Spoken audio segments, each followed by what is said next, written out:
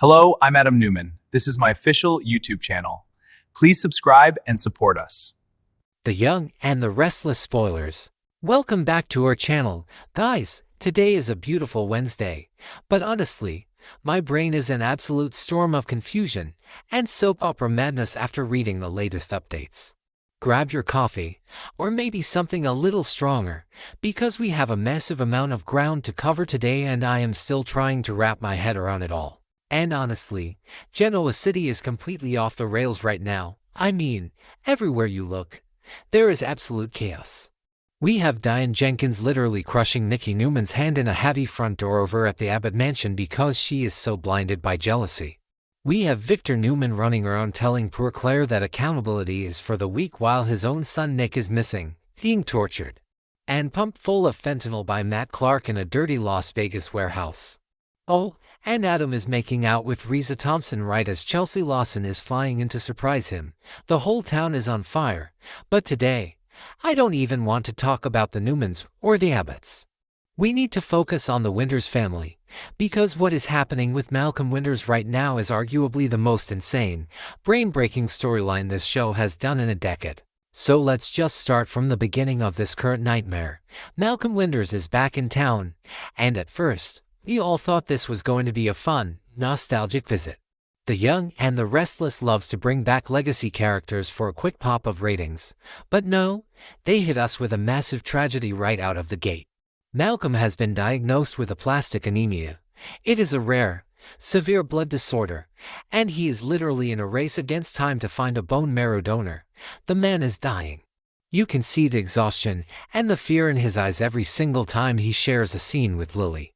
It is incredibly heavy, and honestly, the acting has been phenomenal, but it is just so hard to watch a character we have loved for so long looking so defeated. And of course, Lily Winters immediately steps up to the plate.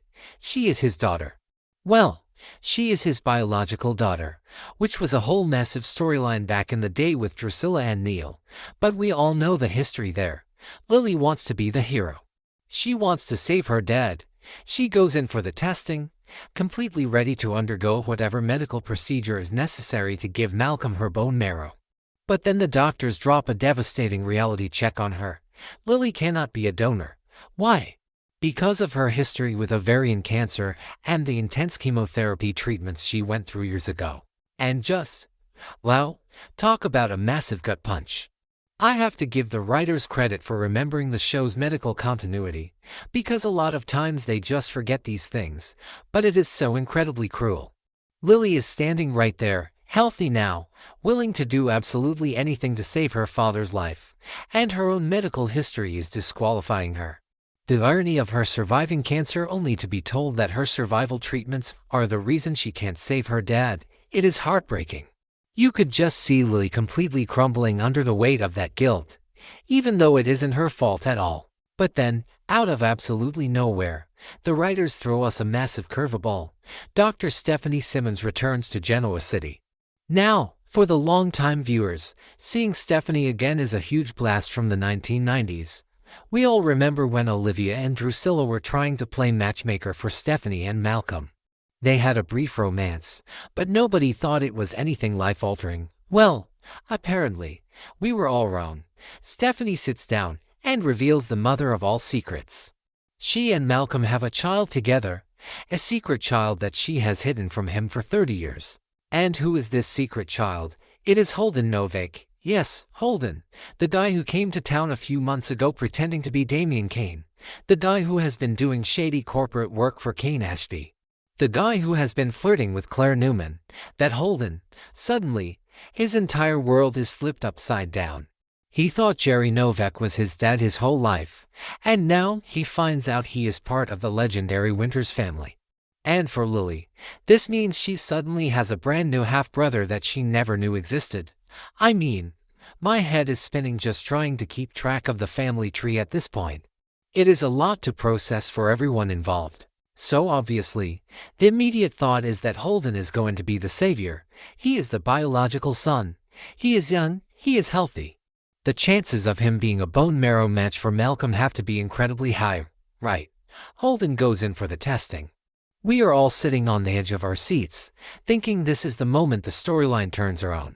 Holden is going to save Malcom, they are going to bond over the transplant, and they will become a happy, albeit complicated, family. But no, that would be too easy for a soap opera. The test results come back, and Holden is not a match. It is devastating. Lily is crushed. Malcom is running out of hope and his condition is deteriorating. But here is the thing that makes me want to literally scream at my television screen. We, the audience, know exactly why Holden isn't a match. It has nothing to do with biology. It has everything to do with Audra Charles. Audra freaking Charles.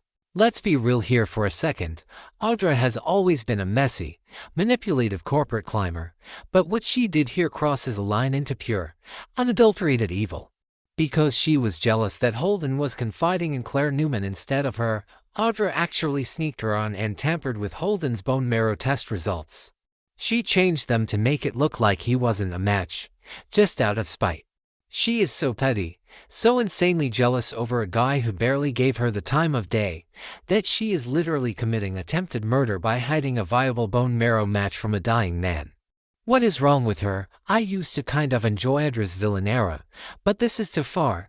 She is risking Malcom's life over a high school level crush. I really hope she gets caught and goes to prison for this, because this is beyond normal soap scheming.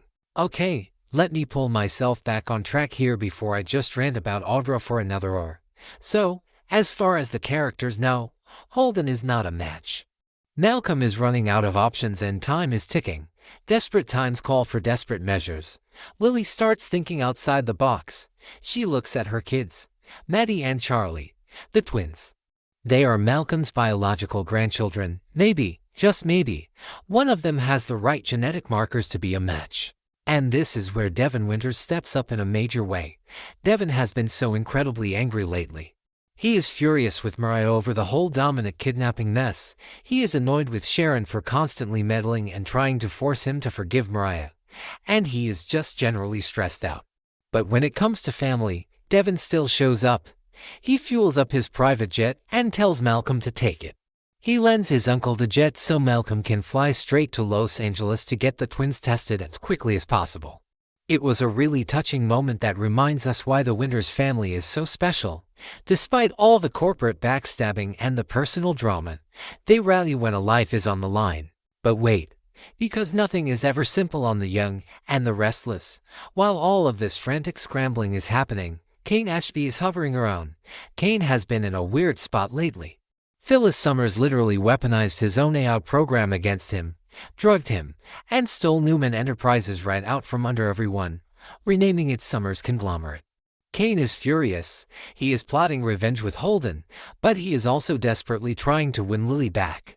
He has been cornering her at the GCC, offering his support, trying to be her rock during this crisis with Malcom.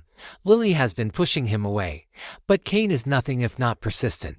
So somehow, amidst all this chaos, Kane decides to get tested as a potential bone marrow donor. Maybe he just wanted to show Lily how much he cares. Maybe he was hoping for a miracle. Maybe the doctors just told everyone in the immediate orbit to swab their cheeks just in case. Whatever the reason, Kane takes the test. And the results come back. Kane Ashby is a match for Malcom Winters.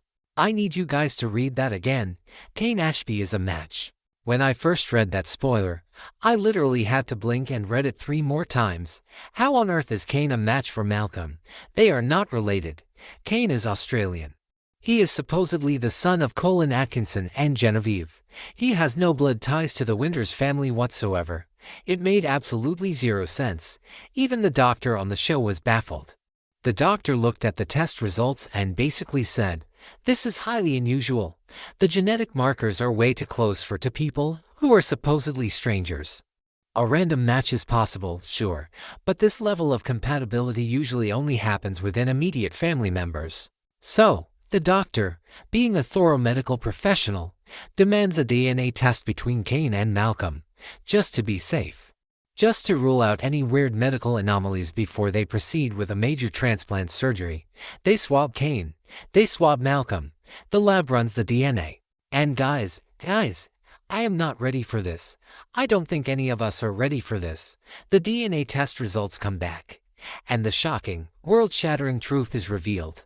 Malcolm Winters is Kane Ashby's biological father. What? I am screaming. I am literally yelling at my screen right now. Malcolm is Kane's dad. How? When? Why? I have so many questions and absolutely zero answers. This is the craziest, most unhinged twist I have seen on this show in years. I mean, we all know Malcolm has a history of being a bit of a ladies' man back in his younger days, but Kane is a fully grown adult man. He is older than Lily. How did Malcolm father Kane? Who is Kane's mother in this new timeline? Did Malcolm take a secret trip to the Australian outback 30-something years ago and hook up with Genevieve Atkinson? It is so absurd. It is so completely out of left field that it feels like a fever dream. But wait, it gets worse. It gets so much worse. If you have been watching this show for a long time, your brain is probably doing the exact same terrifying math that my brain is doing right now. And if it isn't, let me spell it out for you, because this is where the storyline goes from shocking to absolutely repulsive. Let's break down the family tree. Lily Winters is Malcolm's biological daughter. We all know this. Drusilla slept with Malcolm, got pregnant, and let Neil raise Lily. It was a huge, iconic storyline. Okay, now, the show is telling us through this DNA test that Kane Ashby is Malcolm's biological son. Lily is Malcolm's daughter. Kane is Malcolm's son. That means Lily and Kane are half-siblings. Are you kidding me? Are you actually kidding me right now? Lily and Kane were married 4 years. They were one of the biggest super couples of the 2000s and 2010s. They had romantic getaways. They had passionate love scenes. They lived together. And oh yeah, they had kids together. Maddie and Charlie are their biological children. If Lily and Kane are half-siblings, that makes their entire romantic history, their marriage, their physical intimacy. It makes it all incest. What were the writers thinking? Who sat in the writer's room, looked at the whiteboard, and said, hey, you know what would be a fun twist? Let's make Lane brother and sister.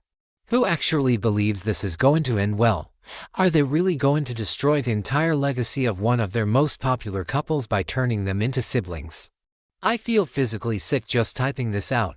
It is so gross. It is so unnecessary. Maybe I'm being too harsh. Maybe there is another twist coming. Maybe the DNA test was tampered with too. I mean, Audra is already running around the hospital changing Holden's test results, so maybe someone else messed with this one. Maybe Victor Newman hacked the hospital mainframe just to mess with Kane. Maybe Phyllis did it to distract Kane from the Summers conglomerate takeover. I don't even care who did it. I just need it to be fake. Because if Kane and Lily are actually siblings, I don't think the fans on social media are going to survive this. The outrage is going to be massive. People are already mad enough about Victor's toxic behavior and Nick being ignored by his family. But this incest twist is going to break the internet in the worst possible way. Let's just zoom out and look at the bigger pattern here for a second. The soap opera genre loves a good paternity twist. We get it. It is a staple of daytime television. But there has to be a line, right? You cannot take a couple that has been intimate for over a decade, a couple that has literally given birth to twins, and suddenly say, surprise, you share a dad. It is too far. It feels like a clunky first draft idea that someone blurted out when they were running out of storylines, and nobody had the guts to shoot it down. It ruins the characters. It ruins the history. How are we ever supposed to watch old clips of Kane and Lily again without feeling completely grossed out? How are Maddie and Charlie supposed to exist knowing their parents are siblings? The genetic implications alone are a nightmare. And let's talk about Malcolm for a second. Why does Malcolm have so many secret kids? First, we find out about Holden. Okay, fine. Stephanie hit him. It happens. But now Kane. Is Malcolm just the Genghis Khan of Genoa City? Is everyone in town secretly related to him? Next week we are probably going to find out that Carl Abbott is secretly Malcolm's son too. I mean, at this rate, nobody is safe from the Winters DNA. It's just exhausting. I'm honestly a bit tired of these constant retcons of history. Kane has had so many identity crises already. Remember when he was the real Philip Chancellor III, and then he wasn't. And then he was Colin's son, and now he is Malcolm's son. The guy needs a permanent name-tag with his family tree printed on the back just so he knows who he is when he wakes up in the morning. But despite all my ranting, and believe me, I am ranting, I still care. I still care about these characters deeply. I have been watching them for years. I want Malcom to live. I want him to get the bone marrow transplant and survive this terrible disease. He is a legend, and he deserves to be on our screens. But I just wish the writers could have saved him without completely destroying the fundamental family dynamic of the show. If Cain is the match, fine, let him donate. But did they really need to make him the biological son? Couldn't he just be a rare and related genetic match that happens in real life all the time? People get on the registry and match with total strangers, but no, this is Y&R, so it has to be a secret baby incest twist. So what happens next? Cain is going to have to process the fact that he is giving his bone marrow to a man who is apparently his father. Lily is going to have to process the horrific reality that she was married to her brother. Devin is going to lose his mind when he finds out his cousin was married to his other cousin. And Audra is probably going to keep sipping her expensive martinis at the GCC, completely unaware that her petty tampering with Holden's test is what led to this massive, family-destroying revelation. Or maybe she is aware. Maybe she loves the chaos. Who knows anymore? I'm just going to sit here, stare at the wall for a bit, and wait for the next episode. I will probably be complaining the whole time, but you guys know I will definitely be watching. Because at the end of the day, we are all addicted to this mess. We just are. Let me know what you guys think in the comments below. Are you as grossed out by the Cain and Lily sibling twist as I am? Do you think the DNA test is real or is it another fake out? Let's talk about it, because I need a support group right now.